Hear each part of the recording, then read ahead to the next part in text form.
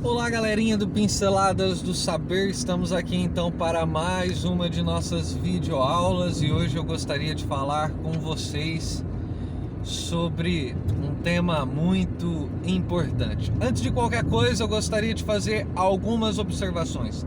A primeira é que se esse canal já contribuiu e ainda contribui para você de alguma maneira, de alguma forma, e você tem condições de apoiar esse canal financeiramente, nós montamos o Apoia-se. Então vou deixar aqui embaixo na descrição do vídeo para você o link do Apoia-se. Então você pode fazer lá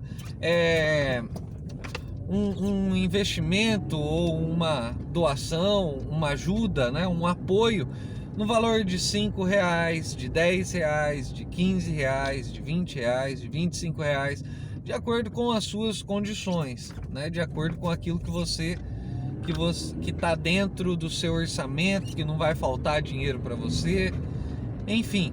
Então seria muito interessante, eu agradeceria bastante se você pudesse nos motivar também dessa forma. Nós batendo a quantidade de recursos que nós colocamos lá, eu quero cada vez mais tentar profissionalizar esse canal, mandar vídeo com mais frequência, né?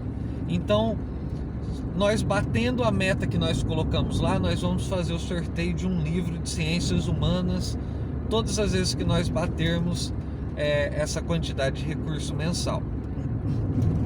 Uma outra coisa que eu queria dizer é: se você quer um estudo, uma palestra, um curso, aula particular, contratar qualquer serviço na área do conhecimento das ciências humanas comigo, né, ou com, no caso, o fundador do canal Pinceladas do Saber, então eu vou deixar para você aqui embaixo um telefone para contato, o qual você pode entrar em contato e a gente pode ir combinando aí os preços, combinando o conteúdo de uma série de coisas que vocês podem querer, né? Podem desejar. Acho que é isso daí, o que eu tinha para falar inicialmente, né? E o assunto de hoje é nada mais e nada menos que Natal. Olha só que interessante. Vamos falar sobre o Natal. Afinal de contas, o que é o Natal, né? Ontem eu estive pregando na igreja onde eu faço parte, que é a Igreja Cristã Evangélica na cidade de Quatá, e eu preparei um sermão, né?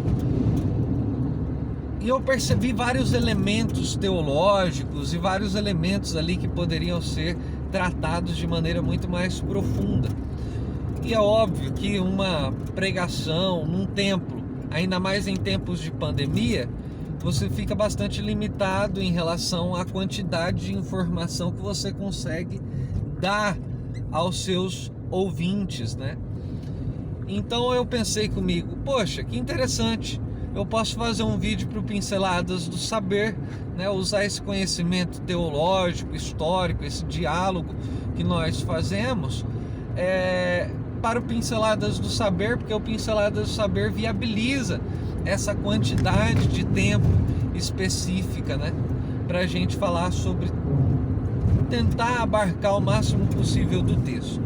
Então o texto que eu gostaria de comentar com vocês se encontra lá no Evangelho segundo escreveu Lucas, no capítulo de número 2, do verso de número 1 ao verso de número 7.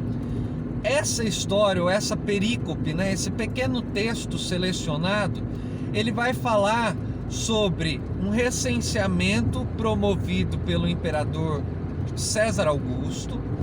Ele vai falar que José morava na cidade de Belém, na Galileia, e José precisou se deslocar até a cidade de...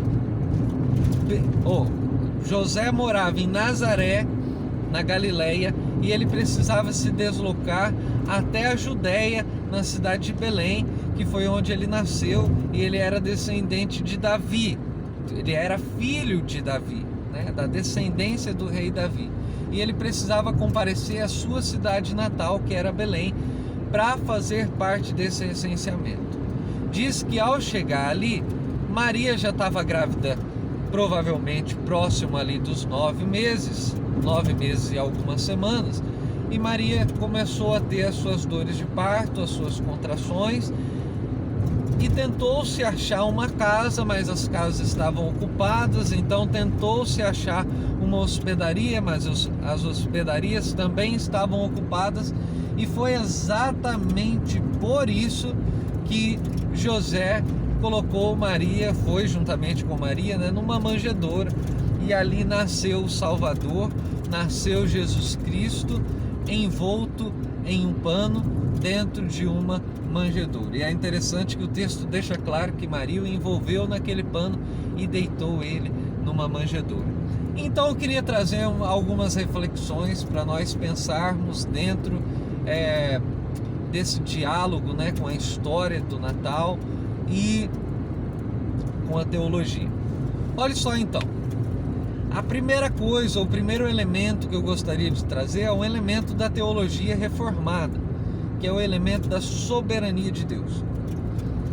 Ora, mas como assim, Daniel, a soberania de Deus? Olha só, o governador César Augusto fez esse recenseamento para perceber quantas pessoas tinham no império, as profissões que essas pessoas tinham, quantas pessoas tinham em cada família, basicamente a renda que tinha naquela família, porque ele saberia, tendo noção de quantas pessoas tinha naquele império, o quanto ele poderia tributar, o quanto ele poderia cobrar imposto sobre aquela população. Então o recenseamento já é a expressão de um domínio e de uma exploração do Império Romano em relação ao povo judeu.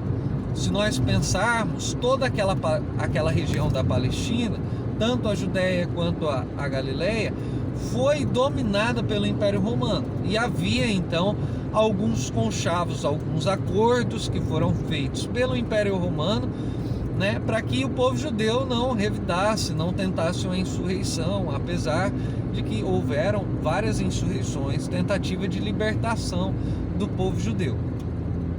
Então, uma das concessões, por exemplo, é que o povo judeu poderia se distanciar, não precisava de se alistar para o deserto, eles estavam dispensados do serviço militar.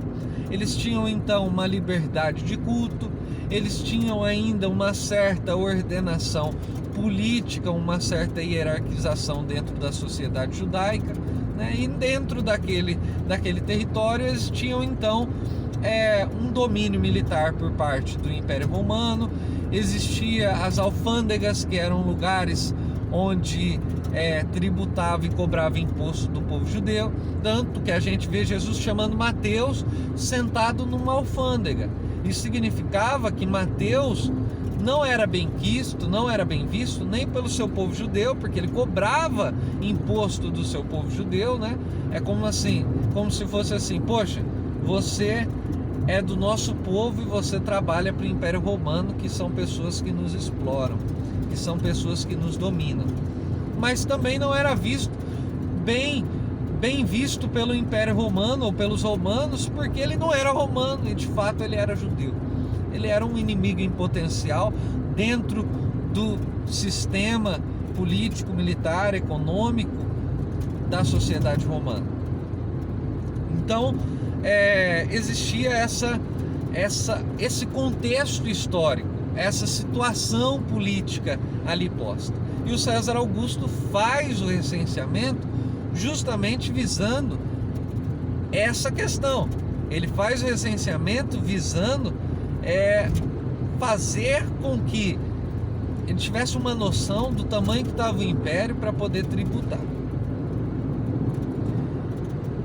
É interessante que o César Augusto, que é um personagem importante político e dotado de poder, que a sua relação de poder era uma relação de exploração, que tinha sobre si a autoridade, representava a autoridade, é interessante que ele achava ter o controle, estar tendo maior controle daquela população e daquele povo.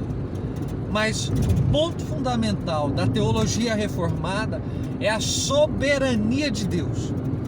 Nem os grandes imperadores, nem os grandes políticos, nem os grandes dominadores do planeta, quando pensam estar no controle da história, na verdade, eles não estão no controle da história. Na verdade, eles estão fazendo parte do plano e do projeto da soberania de Deus em atuação.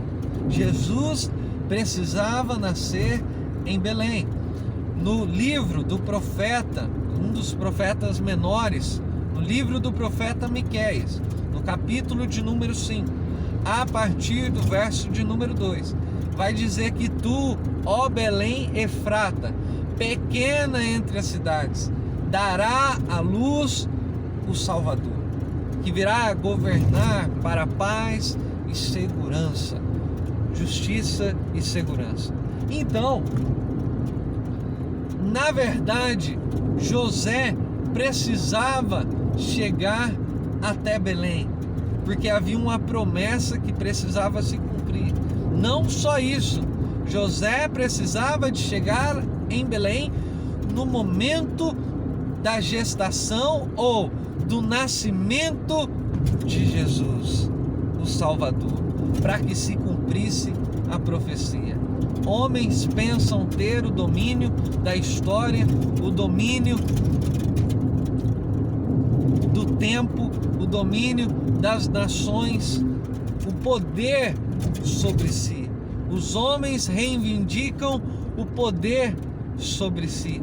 Mas olha só o que eu tenho para lhe dizer.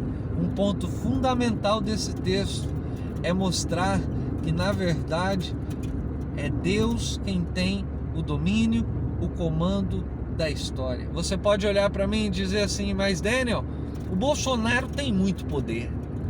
Você pode olhar para mim e dizer: Daniel, não existe um homem que tenha poder nesse país como Lula. Você pode olhar para mim e dizer: Daniel, eu vou falar uma verdade para você. Não há ninguém que possa bater os Estados Unidos. Os Estados Unidos é o maior império contemporâneo que nós estamos vendo. Ou você pode dizer para mim: olha, eu vou falar a verdade para você. Nos próximos 15 anos, a economia e o domínio do mundo será completamente chinês. O grande dragão vermelho acordou e não tem o que nós fazermos. Esses homens, esses políticos, essas nações têm o domínio sobre a história. Eu tenho uma outra notícia para dizer para você, que teologicamente o texto de Lucas capítulo 2, do verso 1 ao verso 7, demonstra para nós, a narrativa do Evangelho demonstra para nós que Deus é aquele que tem o domínio da história.